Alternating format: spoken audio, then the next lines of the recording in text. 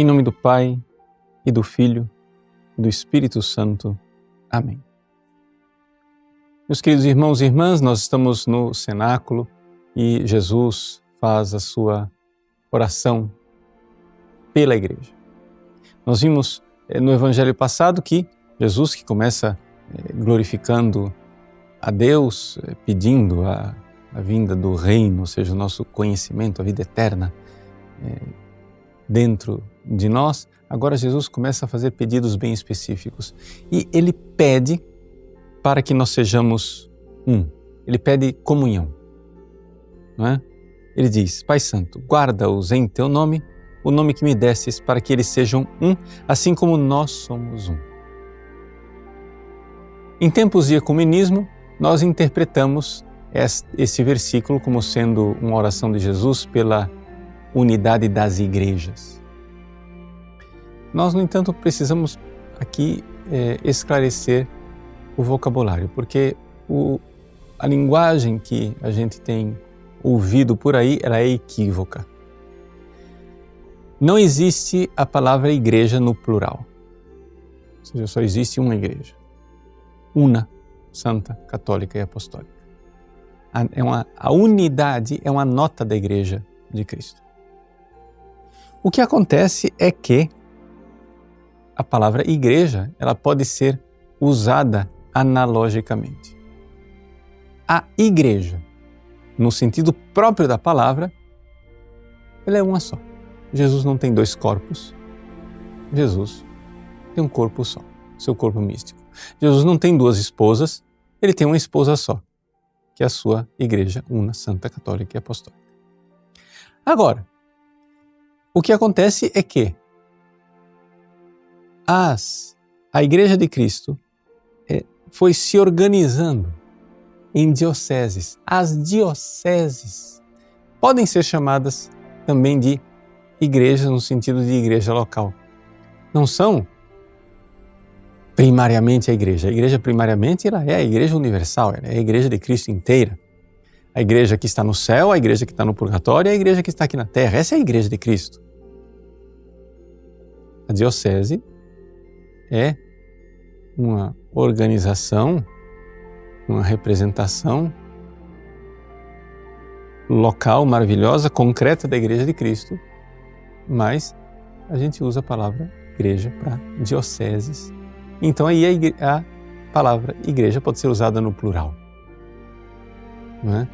Isso está dito num documento que foi publicado pela Congregação da Doutrina da Fé, assinado pelo cardeal Josef Ratzinger. Nós usamos as palavras igrejas no plural para se referir a dioceses.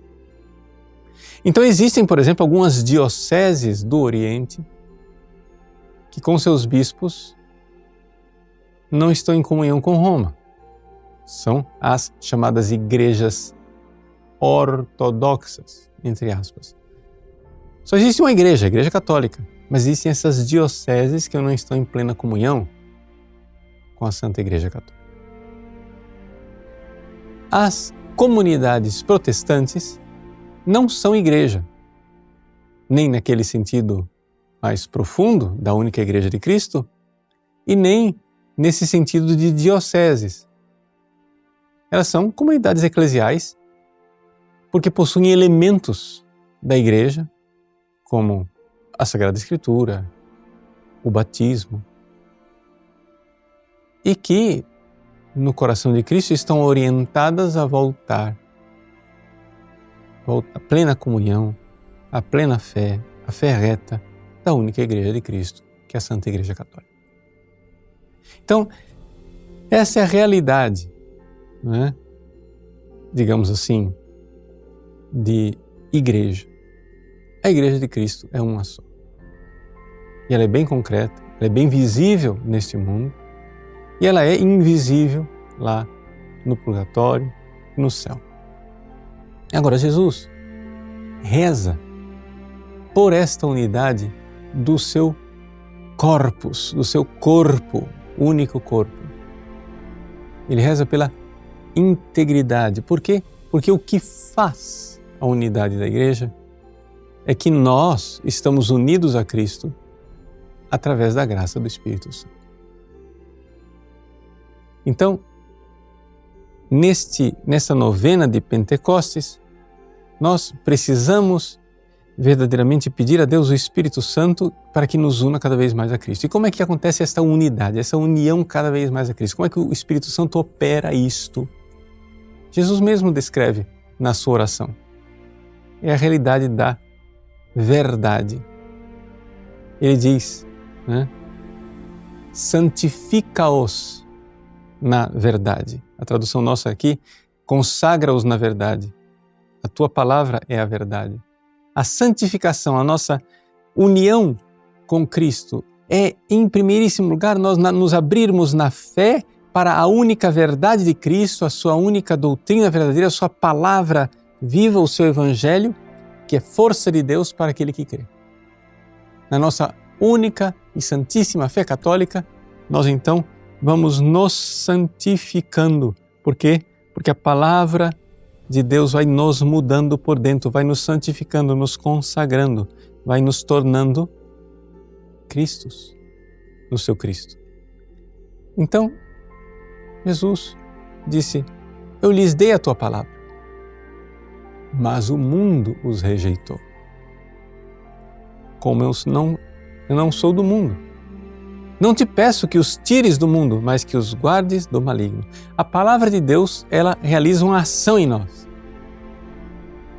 Ela faz com que nós sejamos estrangeiros aqui. Nossa pátria já não é mais aqui. E por isso existe necessariamente uma espécie de estranhamento entre a igreja e o mundo. Não porque a igreja se feche ao mundo, mas porque o mundo se fecha à igreja. A igreja, ela quer converter o mundo, trazer as pessoas para dentro da igreja, convertendo-as, consagrando-as na verdade. E então aqui nós vemos a razão de nós rezarmos e rezarmos cada vez mais para que o corpo de Cristo chegue a esta plenitude de todos os eleitos, todos aqueles que foram escolhidos e pensados por Deus para fazer parte do seu corpo. Vamos rezar, sim, pela Igreja una, para que todos os membros dispersos se reúnam na casa do Pai. Então, esta é a oração de Cristo, essa é a nossa oração. Que bom sabermos que Jesus rezou pela nossa unidade. Eu olho para dentro de mim e vejo que ainda tem tanta coisa que ainda não é igreja. Ou seja, disperso.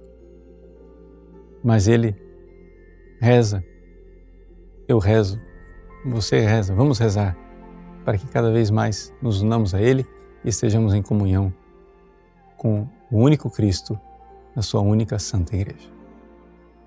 Deus abençoe você. Em nome do Pai, do Filho e do Espírito Santo. Amém.